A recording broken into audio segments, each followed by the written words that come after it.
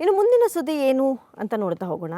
ನೋಡಿ, ಆಗಸ್ಟ್ 1ರಿಂದ ಕಸದಿಂದ ಸ್ವಾತಂತ್ರ್ಯ ಅಭಿಯಾನ ಮೊಳಗುತ್ತೆ ಅಂಥದ್ದೊಂದು ಲಕ್ಷಣಗಳು ಗೋಚರಿಸ್ತಾ ಇದೆ. ಅದ್ರ ಬಗ್ಗೆ ಒಂದು ಕ್ಲಾರಿಟಿ ಸಿಗ್ತಾ ಇದೆ. ಈಗಾಗಲೇ ಫುಟ್ಪಾತ್ ಒತ್ತುವರಿ ಕೆಲಸಗಳಾಯಿತು ನೋಡಿದ್ರಿ. ಅದಾದಮೇಲೆ ಬೆಂಗಳೂರು ರಾಜ್ಯದಲ್ಲಿ, ಅದರಲ್ಲೂ ಕೂಡ ರಾಜ್ಯದಲ್ಲಿ ಬೆಂಗಳೂರಿನ ಹಲವು ಕಡೆ ಅನಾಥವಾಗಿ ನಿಂತಿದ್ದ ವರ್ಷಾನುಗಟ್ಲೆಯಿಂದ ಈ ಕಸದ ಗಾಡಿಯಂಗೆ ನಿಂತುಬಿಟ್ಟಿದಂಥ ಅನೇಕ ವಾಹನಗಳನ್ನು ತೆರವುಗೊಳಿಸುವಂಥ ಕೆಲಸಗಳಾಯಿತು.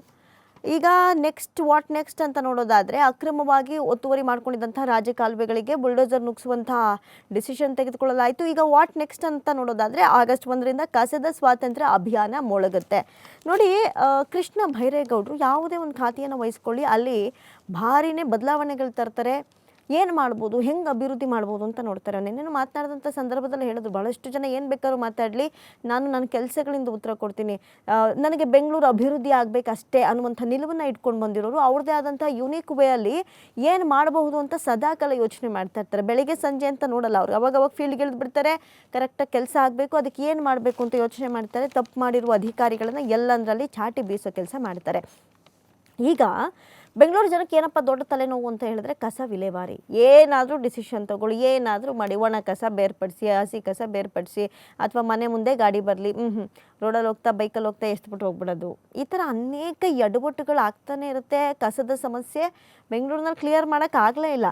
ಈಗ ಇದಕ್ಕೆ ಎಂಟ್ರಿ ಆಗ್ತಾ ಇರೋದು ಕೃಷ್ಣ ಬೈರೇಗೌಡರು. ಬಹುಶಃ ಏನಾದರೂ ಒಂದು ತಾರ್ಕಿಕ ಅಂತ್ಯ ಸಿಗಬಹುದಾ ಅನ್ನುವಂಥ ಪ್ರಶ್ನೆ ಇದೆ.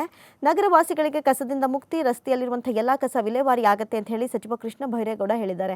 ಕೆಲವೊಂದು ಕಡೆ ಮನೆ ಮುಂದೆ ನೋಡೋಕ್ಕಾಗಲ್ಲ, ಕವರ್ಗಳು ಸುತ್ತ ಕಟ್ಕೊಂಡು ಬಿಸಾಕ್ಬಿಟ್ಟಿರುವಂಥ ಕಸಗಳಂತೂ ಇದ್ದೇ ಇರುತ್ತೆ. ಅದೆಲ್ಲದಕ್ಕೂ ನಿಜವಾಗ್ಲೂ ಕ್ಲೀನ್ ಸಿಟಿ ಮಾಡೋಕ್ಕೆ ಹೊರಟ್ರೆ ಯಾರಿಗೆ ತಾನೇ ಸಂತೋಷ ಆಗಲ್ಲ. ನೋಡಿ, ನಗರವಾಸಿಗಳಿಗೆ ಕಸದಿಂದ ಸ್ವಾತಂತ್ರ್ಯ ನೀಡೋದಕ್ಕೆ ಆಗಸ್ಟ್ 1ರಿಂದ ಕಸಮುಕ್ತ ಬೆಂಗಳೂರು ಅಭಿಯಾನವನ್ನು ಹಮ್ಮಿಕೊಳ್ಳಲಾಗುತ್ತೆ ಅಂತ ಗ್ರೇಟರ್ ಬೆಂಗಳೂರು ಅಭಿವೃದ್ಧಿ ಸಚಿವರಾದಂಥ ಕೃಷ್ಣ ಬೈರೇಗೌಡರು ತಿಳಿಸಿದ್ದಾರೆ.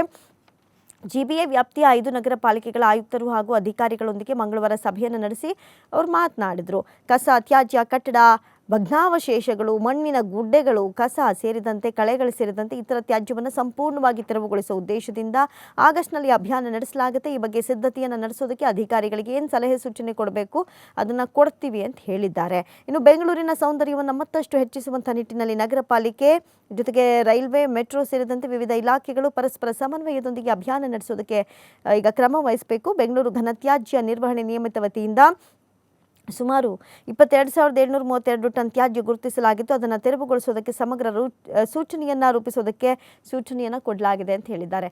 ಇದು ಬಹಳಷ್ಟು ಒಂದು ರೀತಿ ಜನಕ್ಕೆ ಖುಷಿ ಕೂಡ ಇದೆ. ಯಾಕಂತ ಹೇಳಿದ್ರೆ ಬೆಂಗಳೂರು ನಗರ ಮತ್ತಷ್ಟು ಸೌಂದರ್ಯವಾಗಿ ಕಾಣಿಸುತ್ತೆ ಅಂದರೆ ಅದರಲ್ಲಿ ಕೃಷ್ಣ ಬೈರೇಗೌಡರ ಪಾತ್ರ ಇದ್ದೇ ಇರುತ್ತೆ ಅನ್ನುವಂಥ ವಿಶ್ವಾಸವನ್ನು ವ್ಯಕ್ತಪಡಿಸ್ತಾ ಇದ್ದಾರೆ. ವೆಯ್ಟ್ ಮಾಡಿ ನೋಡಬೇಕು ಯಾವ ರೀತಿಯಾಗಿ ಇದು ಕ್ಲಿಯರ್ ಆಗುತ್ತೆ ಅಂತ. ಯಾಕಂತ ಹೇಳಿದ್ರೆ ಅನೇಕ ಸಚಿವರು ಬಂದಿದ್ದಾರೆ, ಹೋಗಿದ್ದಾರೆ, ಏನೋ ಮಾಡ್ತೀವಿ ಅಂತ ಹೋಗ್ತಾರೆ. ಆದರೆ ಕೃಷ್ಣ ಬೈರೇಗೌಡರು ಹಂಗಲ್ಲ, ಯಾವ್ದಾದ್ರು ಒಂದು ಪ್ರಾಜೆಕ್ಟ್ ಕೈಗೆತ್ಕೊಂಡ್ರೆ ಅದನ್ನು ಫುಲ್ಫಿಲ್ ಮಾಡೋವರೆಗೂ ಬಿಡಲ್ಲ. ಹಾಗಾಗಿ ಈಗ ನಾವು ಬೇಕಾದ್ರೆ ಈ ಒತ್ತುವರಿ ವಿಚಾರನೇ ತೊಗೊಳ್ಳಿ, ಫುಟ್ಪಾತ್ ಒತ್ತುವರಿ, ಅಷ್ಟು ಕಿಲೋಮೀಟರ್ ಬೆಂಗಳೂರನ್ನ ಇಷ್ಟು ಬೇಗ ಕವರ್ ಮಾಡ್ತಾರೆ ಅಂದರೂ ಕೂಡ ಅದು ಆಶ್ಚರ್ಯ. ಬಹಳಷ್ಟು ಜನರ ಜೀವನಕ್ಕೆ ಅದು ಕತ್ತರಿ ಹಾಕುವಂಥ ಕೆಲಸ. ಆದರೂ ಪರ್ಯಾಯ ಮಾರ್ಗ ತಳ್ಳೋ ಗಾಡಿಯಲ್ಲಿ ಜೀವನ ನಡೆಸಿ, ಆದರೆ ರಸ್ತೆಯಲ್ಲಿ ಓಡಾಡೋರಿಗೆ ತೊಂದರೆ ಕೊಡಬೇಡಿ ಇರುವಂಥ ನಿಟ್ಟಿನಲ್ಲಿ ಯೋಚನೆ ಮಾಡಿದ್ರು.